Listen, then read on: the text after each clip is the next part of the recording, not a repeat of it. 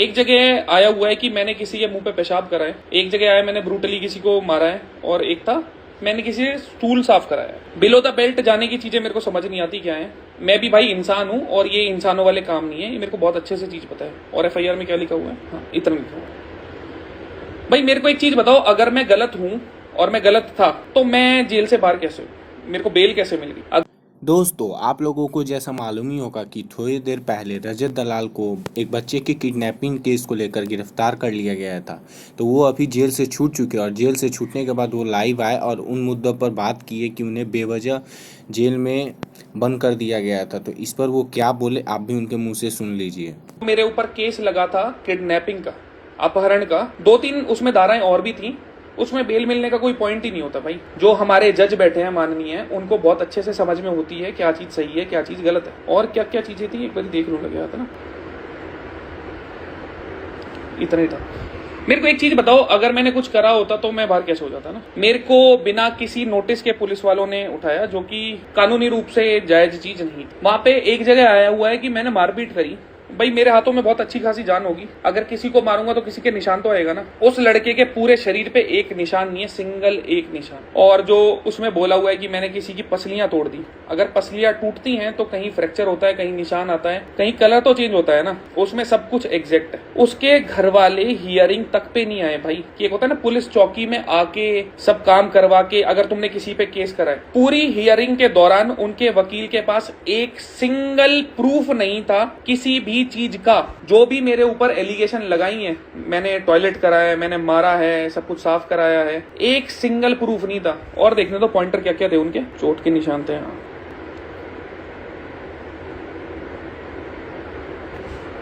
वो लड़का 1 महीने से मेरे बारे में उल्टा सीधा डाले जा रहा था और अपने आप को सिग्मा बनाया जा रहा था, दिखाया जा रहा था कि हाँ भाई मैं सिग्मा हूँ। अपनी बारी में अगर कुछ चीज हो गई तो उन्हें प्रॉब्लम हो गई और एफआईआर कर भी दी। चलो सही है, बहुत अच्छी चीज है।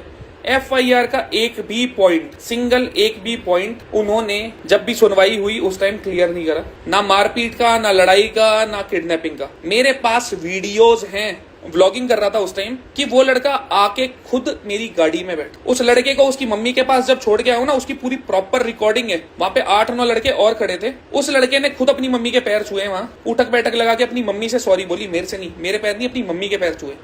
मेरे पास एक एक चीज की रिकॉर्डिंग है, कहते हैं ना जिसको प्रॉपर रिकॉर्डिंग। मैंने अभी तक कहीं डाली नहीं है क्योंकि मेरे को पता है हियरिंग के टाइम पे मेरे पास एविडेंस है। उसके पास एक सिंगल भी एविडेंस नहीं है जिसके बेस पे वो ये बोल सके कि रजत दलाल ने कुछ करा है। और ये चीज मीडिया में उछली कैसे? एक और केस चल रहा था किसी पुलिस वाले का, XYZ चीज थी, वो मैं बर्ली नहीं बोल सकता। उस चीज के लिए पुलिस वालों के वो मीडिया वाले आए हुए थे, मेरे लिए नहीं आए हुए थे। उनको उस केस से कुछ नहीं मिला तो उन्होंने मेरा केस डाल दिया। और भाई ये हमारी मीडिया इतनी प्यारी, इतनी अच्छी है, मेरे ऊपर भाई एलिगेशन लगे हैं। मैं एक्यूज हूं, मैं गिल्टी नहीं हूं। उन्होंने जो बात बोली है वो वर्बली बोली है एफआईआर में कि रजत ने ये चीज करी, वो कहीं से कहीं तक उसका एक भी माननीय प्रूफ नहीं है। उस लड़के का मेडिकल तो हुआ होगा, पूरे शरीर पे एक चोट का निशान नहीं है, सिंगल एक चोट का। मैंने अगर ब्रूटली उसको मारा है, ब्रूटली वो पिटा है, तो कहीं तो एक निशान तो होगा, सिंगल एक निशान। अगर उसकी मैंने पसलियां तोड़ी हैं तो हड्डी टूटी होगी, निशान आया होगा, ब्रूज आया होगा, कुछ तो आया होगा भाई। मैंने उसके मुंह पे पेशाब कर दिया ऐसा बोल रहे। अरे भाई इतने गए गुजरे नहीं है। मैंने किसी को किडनैप करा, उसमें ऐसा बताया गया है अगर मैं किसी को किडनैप करूंगा तो क्या मैं इंस्टाग्राम पे स्टोरी लगाऊंगा? इतना चूतिया तो नहीं होगी भाई मैंने किसी को किडनैप करा और मैं पब्लिकली लोगों को दिखा रहा हूं ये मेरे साथ। वो लड़का मैक्स टू मैक्स मेरे साथ 50 मिनट होगा। उसकी एक वीडियो जो थी ना मेरे साथ बैठे हुए की, मैंने व्हाट्सएप पे डालूंगा, उसके हाथ में फोन है। पुलिस वालों ने उसकी कॉल लॉग्स देखे होंगे, उसकी मम्मी के कॉल लॉग्स देखे होंगे।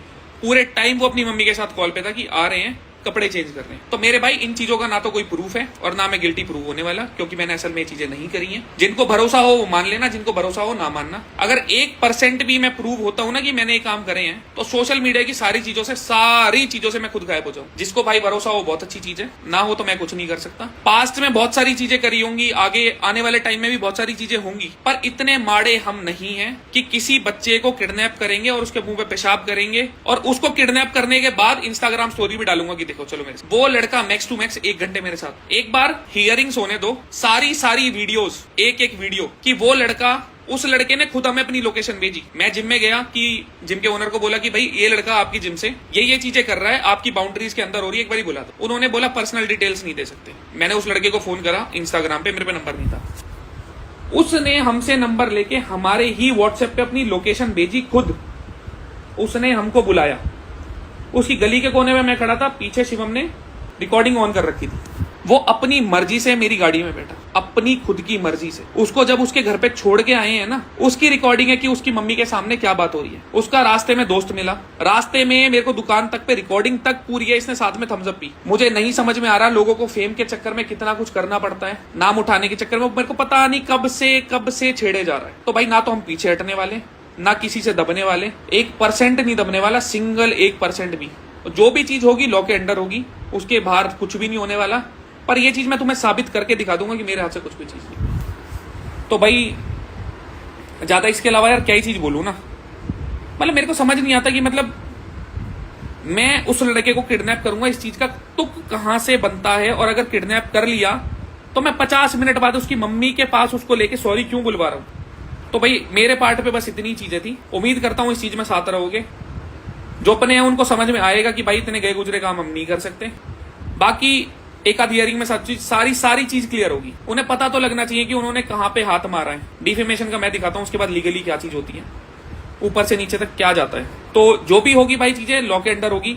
मैं रिकॉर्डिंग्स नहीं डाल सकता क्योंकि वो मेरे पास प्रूफ है। मैं प्रूफ की चीजें पब्लिक नहीं करने वाला। बस इससे ज्यादा मेरे पास कुछ भी नहीं है। पुलिस वालों का बर्ताव हमारे साथ ओके की रिपोर्ट था, कोई 1% प्रॉब्लम नहीं है। मेरे को कहीं से कहीं तक हाथ तक नहीं लगाया, कोई मान मर्यादा के ऊपर कोई दिक्कत नहीं आई। बाकी थोड़ी बहुत चीजें थी वो होती रहती है। तो मेरे पार्ट में बस इतना था। मेरे को